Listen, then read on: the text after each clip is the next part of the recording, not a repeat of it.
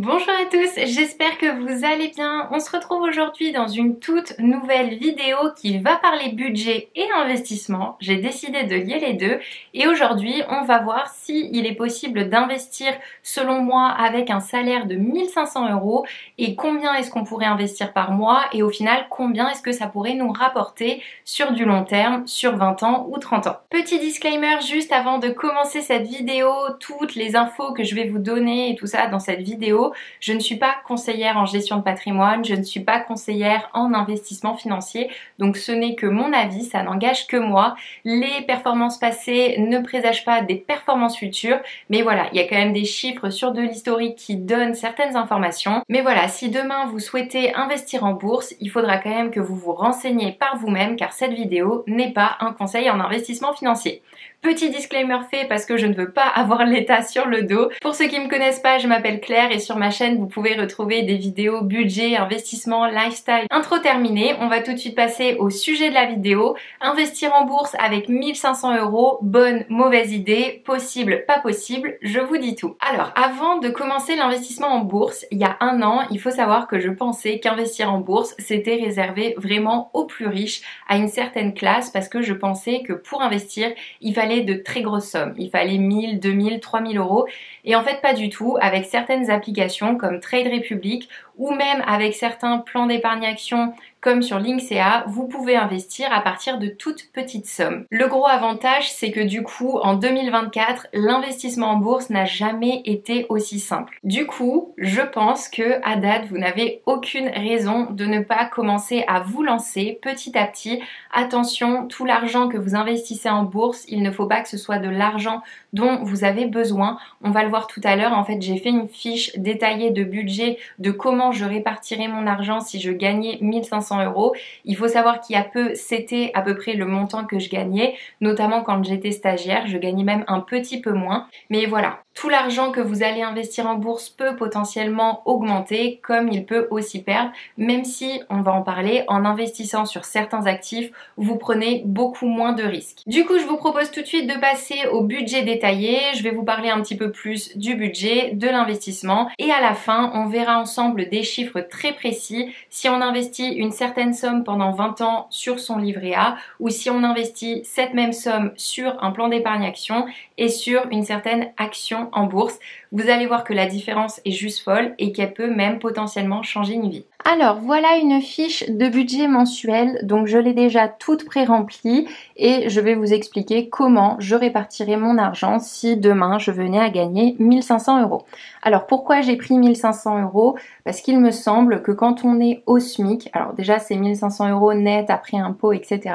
Mais quand on est au SMIC, il me semble que vous avez accès à plusieurs aides comme la prime d'activité, potentiellement les APL. Donc il me semble que le SMIC est à un peu plus de 1300 €. Si on cumule les avantages qu'on peut avoir en touchant le SMIC, on tombe à peu près à 1500 €. Du coup, je suis partie d'une personne qui a un petit crédit. Si vous n'avez pas de crédit, forcément c'est encore mieux. Mais une personne qui a un petit crédit, donc un crédit voiture, un crédit à la consommation, voilà, un montant de 100 € au niveau des crédits. Le but, bien sûr, des crédits suivant le taux d'emprunt, c'est de le rembourser le plus vite possible.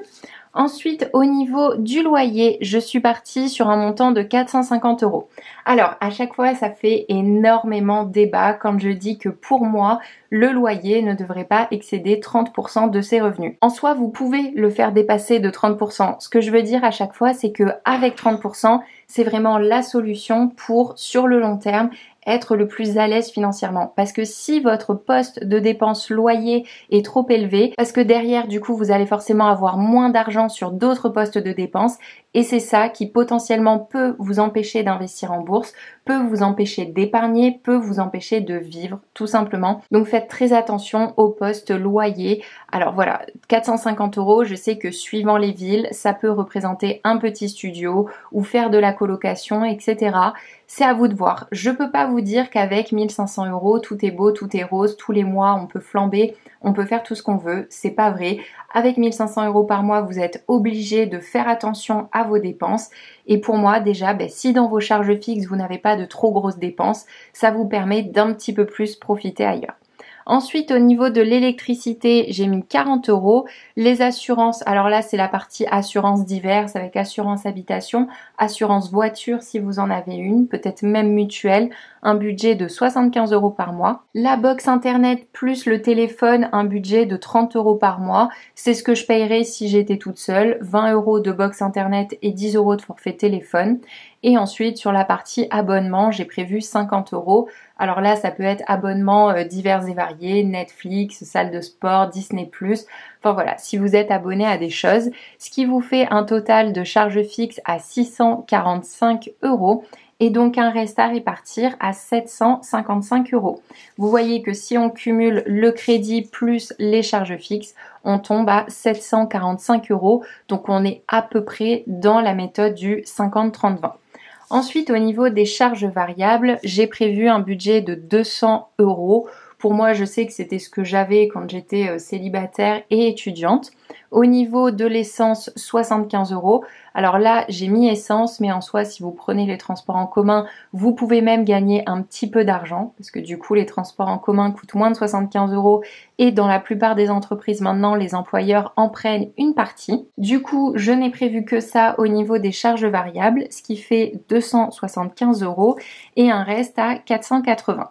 Là, on va parler ensuite de la partie épargne investissement, mais en plus de tout ça, j'ai prévu une partie enveloppe avec des loisirs à 150 € parce que, encore une fois, si vous vous privez de tout, vous n'aurez plus envie de rien. Attention, il faut pas faire d'excès, il faut vraiment avoir la valeur de l'argent, mais il faut aussi savoir profiter. Et pour moi, une enveloppe loisir à 150 €, je trouve ça bien pour faire des sorties, etc.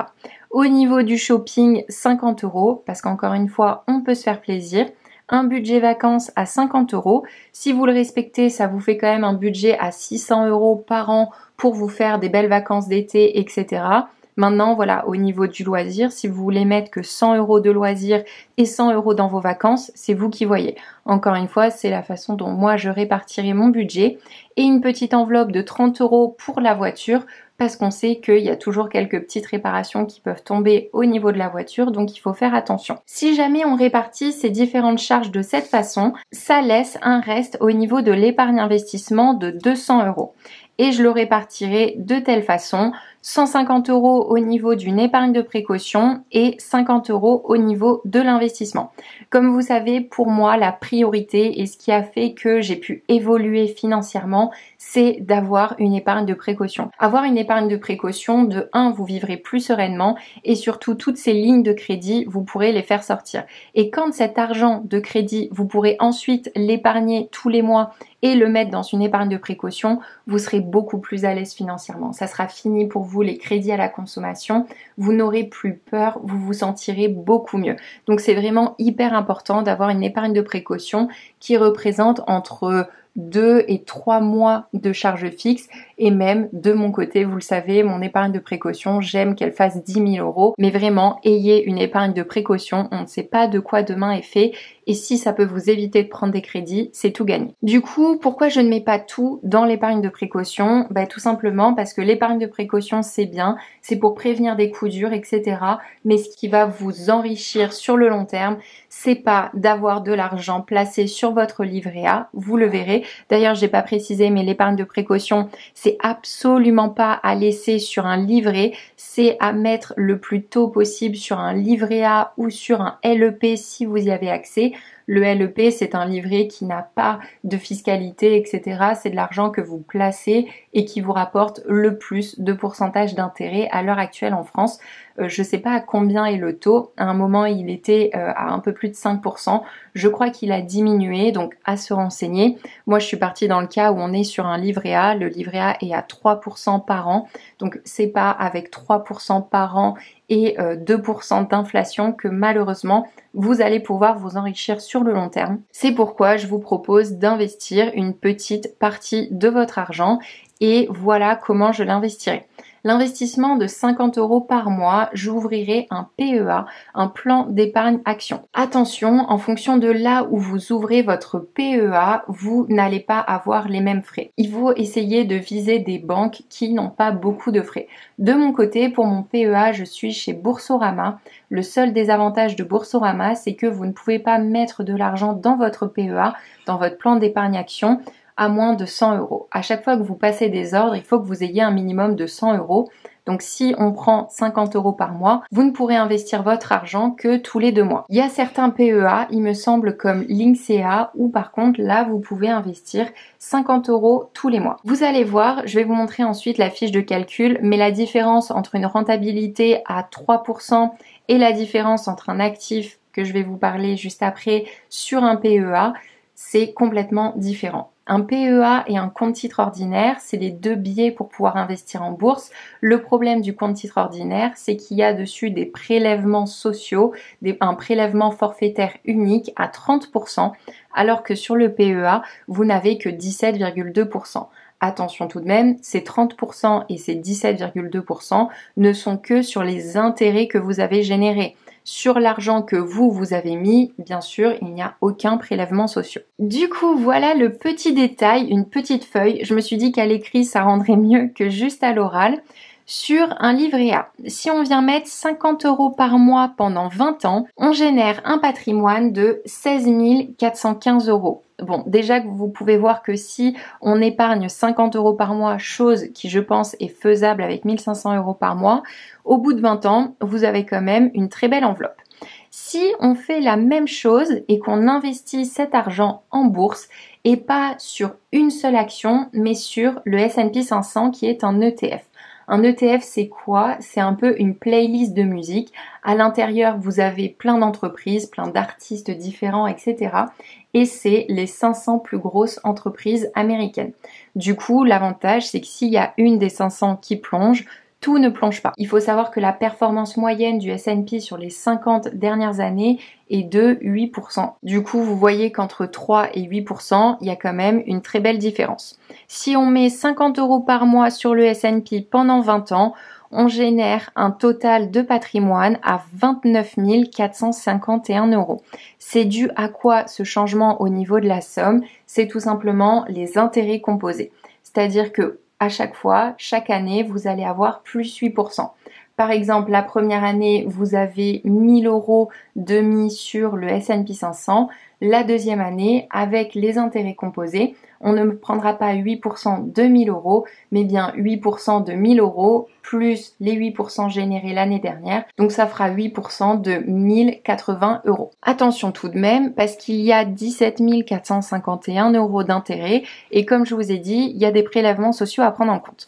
Du coup, si on enlève ces prélèvements sociaux, on se retrouve avec 14 449 € d'intérêts et un montant total final à 26 449 €. Vous voyez donc au bout de 20 ans, encore une fois, les performances passées ne présagent pas des performances futures, mais si on lise sur les 50 dernières années, voilà, vous gagnez 10 000 € entre investir sur du S&P 500 ou placer votre argent sur un livret A. Et c'est pas tout, j'ai fait la simulation sur 30 ans. Sur 30 ans, 29 136 € si vous le mettez sur un livret A. Attention, le livret A est plafonné à un peu plus de 22 000 €. Donc au final, ça serait livret A plus livret de développement durable et solidaire. Enfin bref, sur des livrets qui payent à 3% d'intérêt par an. Alors que si vous mettez cet argent-là sur le S&P, vous tombez à 74 517 €. Encore une fois, là, attention, parce qu'il y a des intérêts, il y a 56 517 € d'intérêts. Donc vous voyez que vous, sur 30 ans, de votre poche, vous avez mis un petit peu moins de 20 000 € et vous avez généré plus de 56 000 € d'intérêts. C'est juste énorme. Du coup, si on enlève les 17,2% des intérêts, ça nous fait 46 796 € d'intérêt net dans votre poche et donc un montant total à 64 796 € net dans votre poche. Il y a 34 000 € de différence entre laisser son argent sur un livret A et mettre son argent sur un S&P 500. Après, comme je vous ai dit, il faut vous renseigner, etc. Mais je trouve ça tellement dommage qu'en France, on ne parle pas plus de la bourse parce qu'il y a vraiment des opportunités. Et non, la bourse n'est pas forcément synonyme de crash financier. Il faut savoir qu'aux États-Unis, énormément d'Américains préparent leur retraite grâce justement à la bourse et vous voyez qu'en effet c'est beaucoup plus rentable que les livrets plafonnés par l'État. Voilà du coup au niveau des chiffres ce que ça donne. Si vous avez des questions, des remarques, n'hésitez pas à les dire en commentaire. Mais vous voyez qu'il y a quand même une différence de 30 000 € entre mettre son argent sur un livret A et l'investir sur du S&P 500. Vous voyez que selon moi, je pense qu'on peut mettre 50 € par mois dans l'investissement en bourse et que 30 000 € au bout de 30 ans, ça peut potentiellement changer une vie. Donc voilà, pour moi, c'est pas quelque chose qui est à prendre à la légère, c'est vraiment quelque chose sur lequel il faut réfléchir. Et c'est vrai qu'il y a un an, vous m'auriez parlé de tout ça, je vous aurais dit mais pas du tout. Et en fait, en m'y intéressant, c'est juste incroyable. À l'heure actuelle, j'investis tous les mois de mon côté dans le S&P 500 et à date, je suis à une rentabilité d'à peu près 10% parce que là, le S&P 500 est en train d'exploser. Je sais que ça va fluctuer dans les prochaines années, mais c'est vrai que ça fait du bien de sentir qu'on essaye de faire travailler son argent, ça fait du bien de sentir que potentiellement on peut changer les choses. Donc si c'est votre cas, je ne peux que vous conseiller de commencer à vous intéresser à l'investissement en bourse. Écoutez, c'est tout pour cette vidéo. Comme je vous ai dit, si vous avez des questions, n'hésitez pas dans les commentaires. N'hésitez pas à mettre des pouces bleus à cette vidéo si elle vous a plu, à vous abonner à la chaîne. Et sinon, écoutez, je vous souhaite une très bonne journée et je vous dis à la prochaine pour une toute nouvelle vidéo. Salut!